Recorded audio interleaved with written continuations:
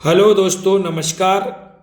आज हम हिंदी व्याकरण में आपको एक नए टॉपिक के साथ आए हैं, वो है कारक। तो देखिए दोस्तों, कारक होता क्या है, आज आप इसको पढ़ लेंगे तो कभी कारक से संबंधित प्रश्न गलत नहीं होंगे। तो देखिए कारक है क्या।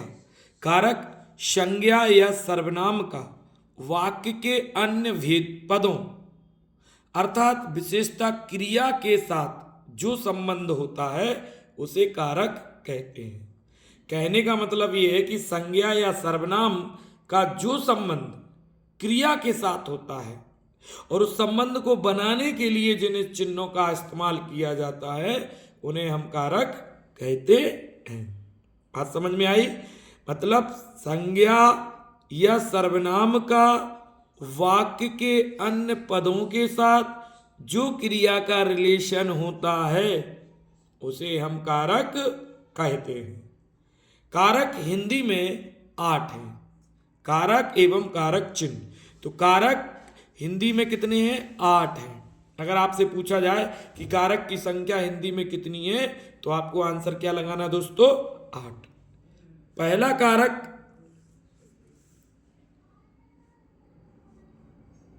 देखिएगा, पहला कारक है कर्ता कारक और इसका जो कारक चिन्ह है वो ने होता है। क्या होता है दोस्तों? ने। ध्यान रखिए, कर्ता ने, कर्ता ने, कर्ता ने। दूसरा है कर्म को, यानी कर्म कारक का चिन्ह है को, कर्म को, कर्म को। तीसरा है करण कारक, करण कारक का चिन्ह है से के द्वारा। करण कारक का चिन्ह क्या है? से के द्वारा। चौथा है संप्रदान कारक, इसका जो कारक चिन्ह है वो को के लिए, संप्रदान को या फिर के लिए। और पांचवा है अपादान, से अलग।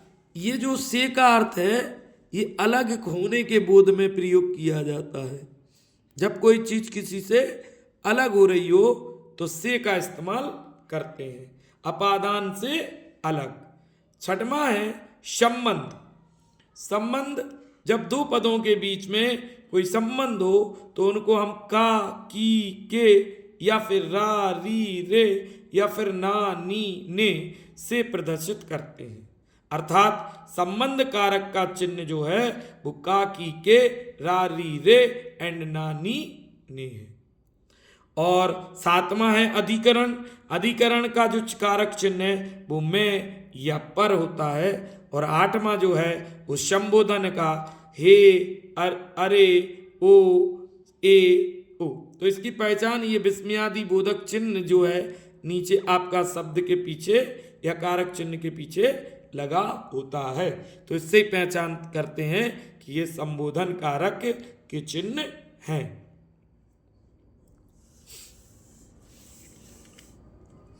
दोस्तों आगे हम आपको बताने वाले हैं कारकों की पहचान।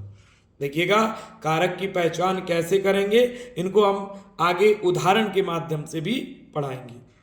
तो देखिए क्या है, कारकों की पहचान कारक चिन्हों से की जाती है।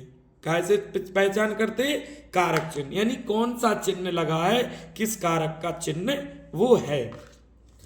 ऊपर हमने आपको बता ही दिए हैं कारकों के चिन्ह क्या क्या है। कोई शब्द किस कारक में प्रयुक्त तो है या वाक्य के अर्थ पर भी निर्भर है। तो पहला आपका जो है कारक में कर्ता कारक, इसका हमने आपको चिन्ह बताया था कि दोस्तों ने होता है। और कर्ता क्या होता है? जो क्रिया को करने वाला होता है, यानी काम को करने वाला जो होता है उसे हम कर्ता कहते हैं। और इसका जो कारक चिन्ह होता है दोस्तों वो ने होता है, जो हमने आपको ऊपर बता दिया है। कर्ता ने, यानी ने जिसके साथ जुड़ जाए जिस शब्द के बाद, वो समझ जाइए कौन सा कारक है? कर्ता कारक। या ऐसे समझिए कि उस वाक्य में काम को करने वाला कौन है, जो काम को करेगा वही कर्ता कारक होगा।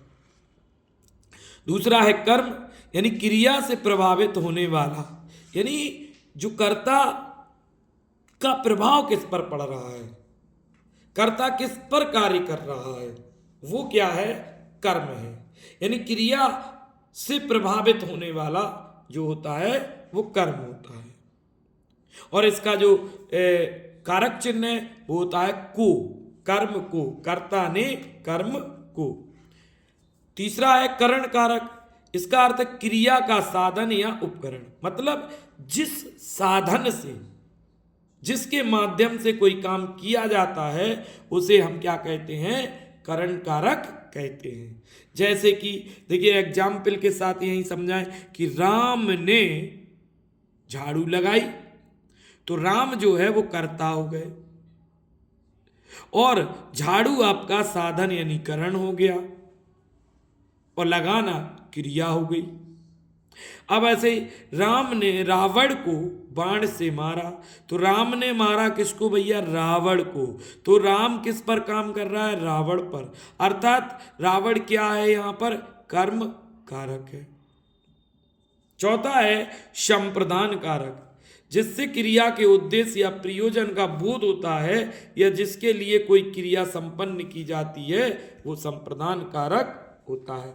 जैसे राम ने रावण को सीता के लिए बाण से मारा, तो देखिए राम कौन हो गए, कर्ता, रावण कौन हो गया, कर्म, किसके लिए मारा, सीता के लिए, तो सीता कौन हो गई, संप्रदान, और किससे मारा, बाण से, वो क्या हो गया, कारण। समझ गए ना। अगला है अपादान कारक, जहां अलग होने का बोध होता है उसमें हम अपादान कारक का इस्तेमाल करते हैं, और इसका जो प्रतीक चिन्ह है, कारक चिन्ह है, वो से है। तो जैसे पेड़ से पत्ते गिरे, यानी पत्ते कहाँ से गिर रहे हैं, पेड़ से, तो जिससे जो चीज अलग होती है उसमें अपादान कारक होता है। पत्तों में अपादान नहीं होगा, पत्ते अलग हो रहे हैं किससे, पेड़ से, तो पेड़ में अपादान कारक होगा। जैसे बिल्ली छत से कूदी, तो बिल्ली में अपादान नहीं होगा, छत में होगा, क्योंकि छत से बिल्ली कूद रही है, तो अपादान अलग के होने का बोध कराता है। प्रतीक चिन्ह या कारक चिन्ह से होता है। संबंध, जहां दो पदों का पारस्परिक संबंध बताया जाए वहां संबंध कारक चिन्हों का इस्तेमाल होता है। जैसे काकी के, रारी रे, नानी ने, तो कहेंगे जैसे वह हमारी पुस्तक है, वह हमारी पुस्तक है, तो देखिए री जुड़ गया और हमसे पुस्तक का संबंध बता रहा है री, तो री जो है वो आपका संबंध कारक है।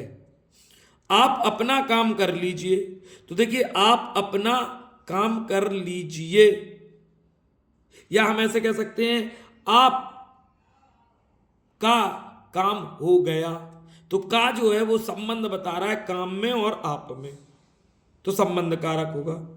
अधिकरण, जो क्रिया के आधार होते हैं, स्थान, समय या अवसर, उन्हें हम अधिकरण कारक कहते हैं। प्रतीक चिन्ह या कारक चिन्ह में और पर होता है। जैसे कि घर में 4 लोग बैठे हैं, तो देखिए में जो आ गया वो अधिकरण कारक है, या छत पर 4 लोग बैठे हैं तो पर आ गया वो अधिकरण कारक है। और आखिरी है संबोधन कारक, तो संबोधन कारक जब किसी को पुकारने के लिए इस्तेमाल करते हैं तो वो संबोधन होता है, और उसमें जो है आपके विस्मयादि बोधक चिन्हों का इस्तेमाल होता है। अर्थात आपको संबोधन कारक के हमने चिन्ह बताए थे, वो आपके जैसे कि अरे, तो फिर एक विस्मयादि बोधक चिन्ह लग जाएगा, जरा उसे बुलाना, तो वहां रुकने के लिए विस्मयादि बोधक चिन्ह का इस्तेमाल करते हैं, और ये चिन्ह जहां आपको दिखे तो समझ जाइए वहां संबोधन कारक होता है। तो दोस्तों, अगर आपको वीडियो पसंद आया हो तो वीडियो को लाइक करें, सब्सक्राइब करें, कमेंट करें और बेल आइकन जरूर दबाएं, जिससे नई वीडियो आपके पास तुरंत पहुंचे, और वीडियो को अधिक से अधिक लोगों तक शेयर करें। दोस्तों, वीडियो बनाने में बहुत मेहनत लगती है, इसलिए आप लोग शेयर जरूर करें, और अगर वीडियो को फेसबुक पर देख रहे हैं तो फेसबुक पेज को फॉलो जरूर करें। जय हिंद, जय भारत। ऐसे ही छोटे छोटे कॉन्सेप्ट के साथ आगे अगली वीडियो में आपके साथ जल्दी मुलाकात होगी। शुभ रात्रि।